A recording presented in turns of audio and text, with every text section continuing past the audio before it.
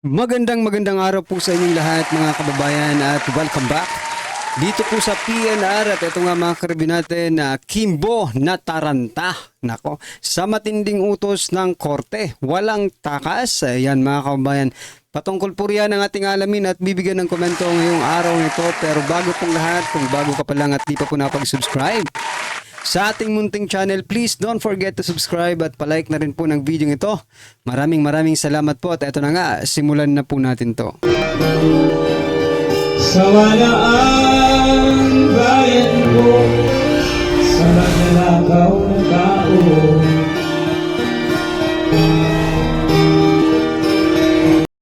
So yan mga kababayan, bago po natin muling i-play ang video ito, nako ito may share lang po tayo mga kababayan, balita mula po sa Manila Times. Ito mga kababayan ha. 7,000 strong force to arrest Duterte.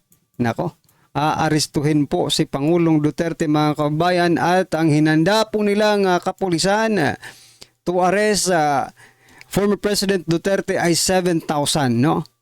O, ngayon po yan na balita mga kababayan mula po sa Manila Times. March 10, 2025 mga kababayan. Ito po yan Diyan po sa dyaryo yan, Manila Times. 7,000 strong force to arrest Duterte. Grabe naman, napakarami naman po niyan to arrest only one person.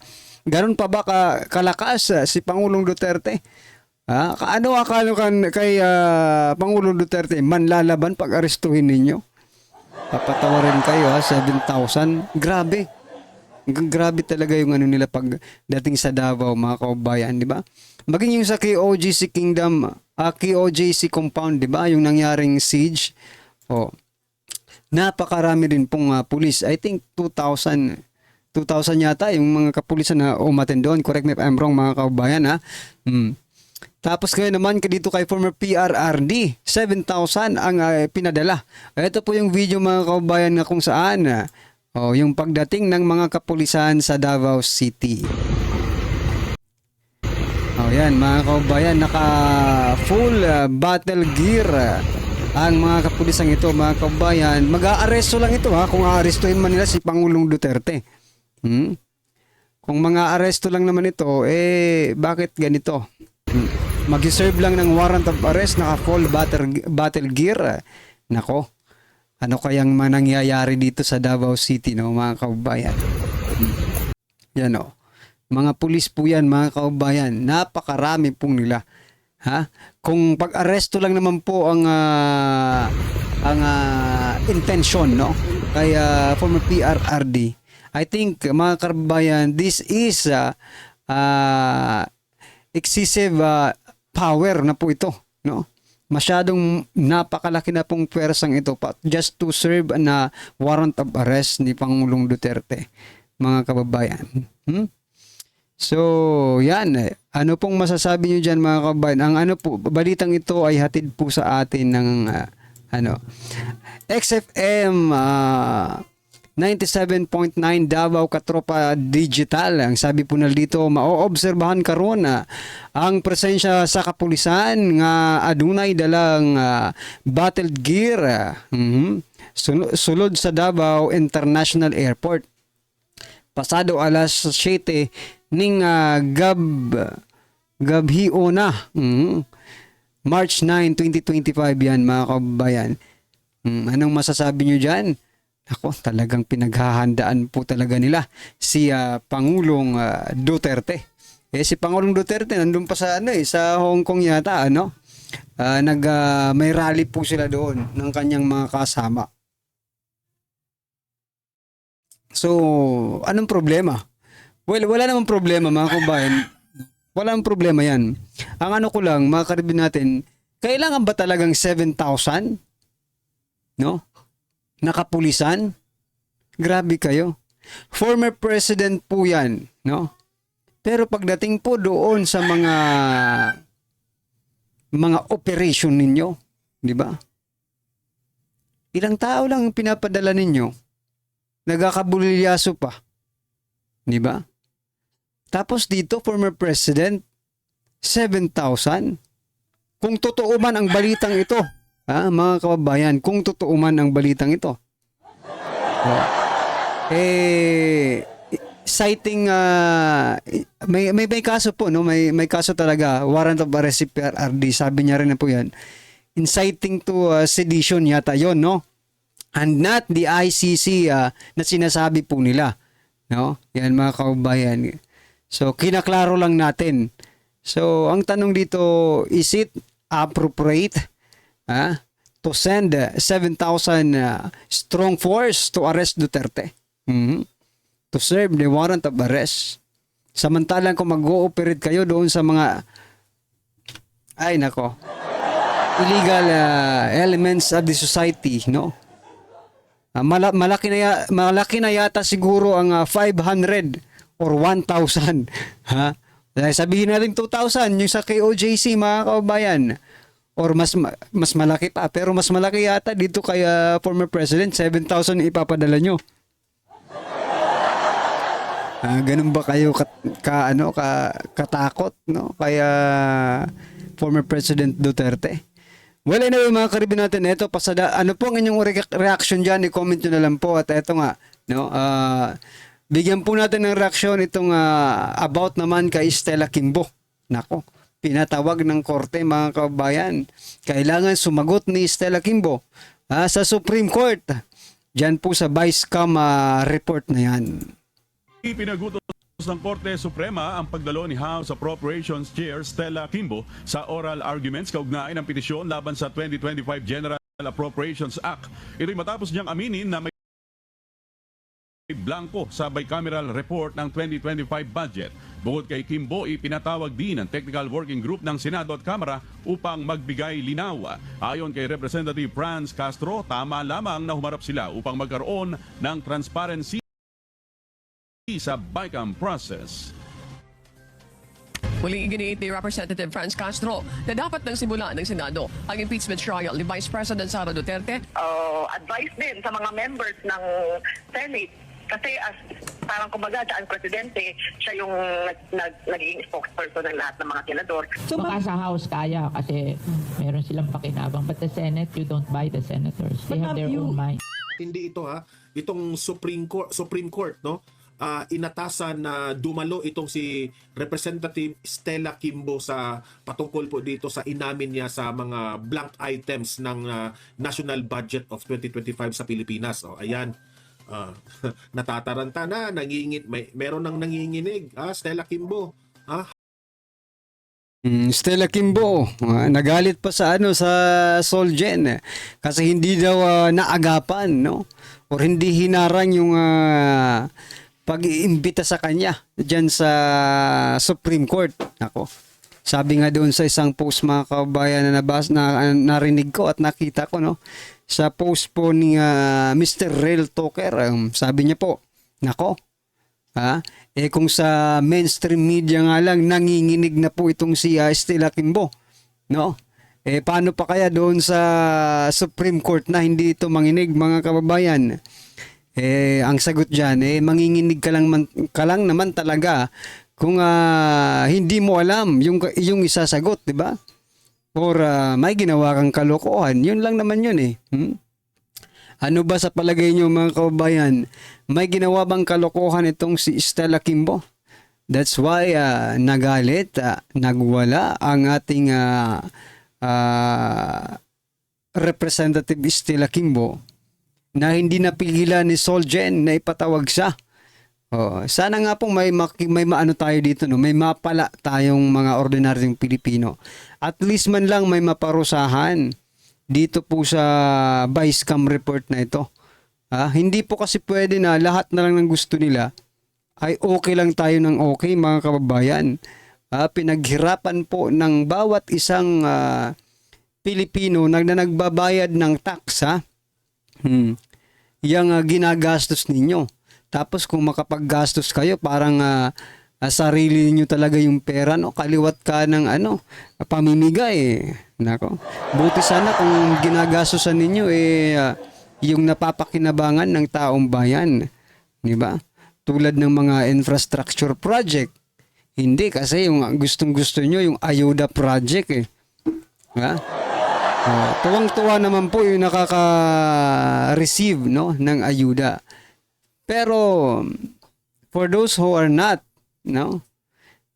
Tapos sila pa yung nagbabayad. Sabi nga sa mga memes, no, na nakikita ko ngayon sa mundo ng social media, yung mga nagtitinda pinagmumulta, no? Yung mga tamad inaayudahan. Only in the Philippines daw, mga kababayan. Totoo naman. Harapin mo ito, deserve mong harapin ito. Itong Supreme Court, no? Pinapatawag na itong si Stella Kimbo at sagutin mo itong oral arguments patungkol po dito sa 2025 GAA. Meaning to say, tinatrabaho nila yun during the BICAM. Okay, natuklasan, merong mga representatives na nagsabi na merong blank report. Okay, ngayon, itong si Stella Kimbo, isa ito sa mga BICAM members. May inamin kasi itong si Stella Kimbo patungkol dyan sa blank items diba? So ngayon, pinapatawag na siya to answer oral arguments dito sa 2025 GAA. So, ayan na kasi mga kababayan, masyadong madaldal. The more you talk, no, the more mistake you commit, mga kababayan. Ito nangyayari kay Stella Kimbo. Sabagay, mas maganda na rin yung ganitong nangyari, di ba? Kasi mailalabas ang katotohanan. Doon po sa sinasabi ni Stella Kimbo na dinidepensahan niya talaga, no? Typographical error daw yung nangyari. At may karapatan di umano ayon sa kanya ang technical staff, no? Ng committee to fill in the blanks. Nako. Sabi pa ng iba na unconstitutional yan. Hindi pwedeng pakialaman niya ng sino ba? Si Ping Lacson yata yun di ba? Hindi pwedeng technical staff lang ang mag-ano dyan, no? Nakabasa ako ng isang ng statement ni Senator Ping Lacson, no? Sabi niya, hindi pwede, wala sa constitution na makikialam ang technical staff, no? Diyan po sa mga pag-fill in the blanks na yan. Ito na yung mga nakapunta na po sa executive branch ni Presidente Bongbong Marcos. Okay? Alamin natin ang buong istorya diyan. I-play natin. Stella Kimbo, pasok. Ipinagutos ng Korte Suprema ang pagdalo ni House Appropriations Chair Stella Kimbo At sa sana oral naman- arguments At sana naman na ikaw, Stella Kimbo, pupuntahan mo doon para klaro, di ba? Kasi po, yan sa Supreme Court na yan, Mataranta yan. nag-utos niyan, taong bayan. So, pansinin mo naman ang hinanaing ng taong bayan, di ba? Nain ang petisyon laban sa 2025 General Appropriations Act. Ito'y matapos niyang aminin na may blanco. So, may inabin patungkol dyan sa blanco. At saka isa pa mga kabayan, kung wala ka namang ginagawang mali, wala kang ginagawang kalokohan, wala kang ginawang kasalanan, di ba? Bakit ka naman matatakot na pumunta at sagutin po ang Supreme Court? Di ba? Stella Kimbo. Malamang sa malamang, meron tong ginawang kalokohan, todo defense, no? Para lang hindi maka-attend. Sabi nga nabasa kong comment, nako, baka magkatotoo ito, wag naman sana. Baka pagdating daw ng yung schedule ng oral arguments na kung saan pinatawag si Kimbo, ay magkasakit po ito ng malala at ma-hospital arrest. Okay lang yun. Okay lang po yung hospital arrest. Wag lang po yung rest in peace, no? Kasi wala na talagang sasagot. Bantayan nyo to. Bantayan nyo po si Kimbo, mga kababayan. Baka magkasakit to pagdating po ng oral arguments, Basta wag lang mag-rest in peace, mga kababayan. Okay lang yan. At least may chance pa tayo na magsalita ito.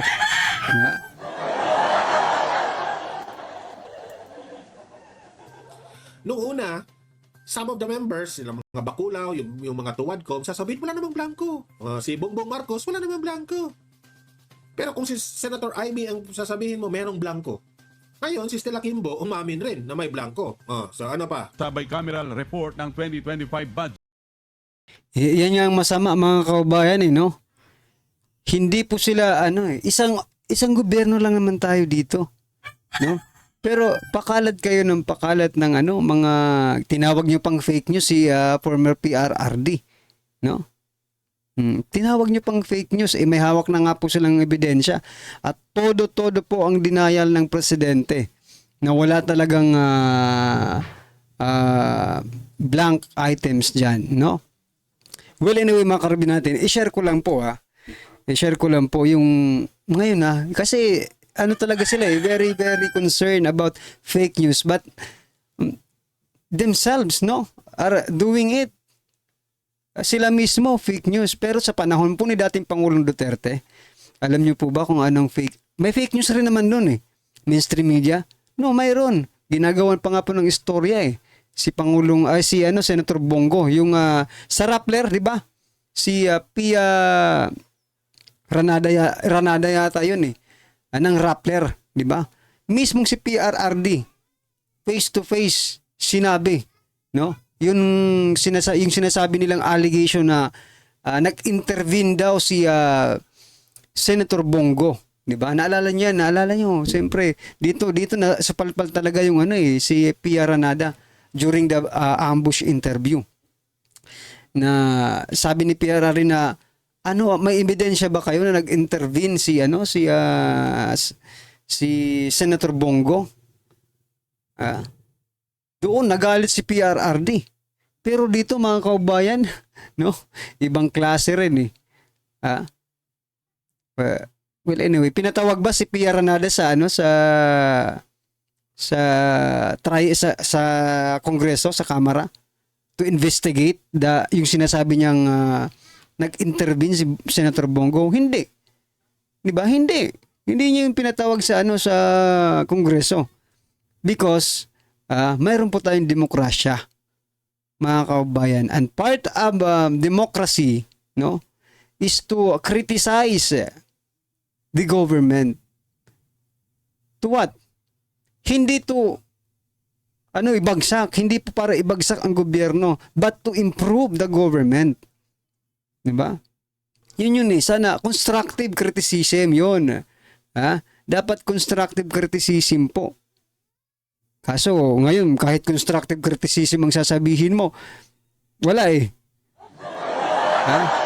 Ito turn nila to negative, no? Well, anyway, wala tayong magagawa. Ganyan talaga ang buhay sa politika, mga kaubayan, no? Well, depende na lang po yun sa inyo, mga kaubayan, kung saan kayo naniniwala. Kung naniniwala kayo dito kay PRRD, congratulations. Kung naniniwala naman po kayo kay PBBM, ay congratulations din naman sa inyo. Pero sana magising po kayo. Di ba? Magising po kasi. Yan mga kaubayan, napapahaba na po tayo. Yan. Ano man ang inyong opinion, reaction patungkol po sa video ito, i-comment lang po sa baba. Para at least alam po ng ating mga kaubayan ang inyong opinion. Maraming salamat po mga kaubayan. Please don't forget to like the video. Maraming salamat po. Sawa na ang bayan ko sa magnanakaw ng tao.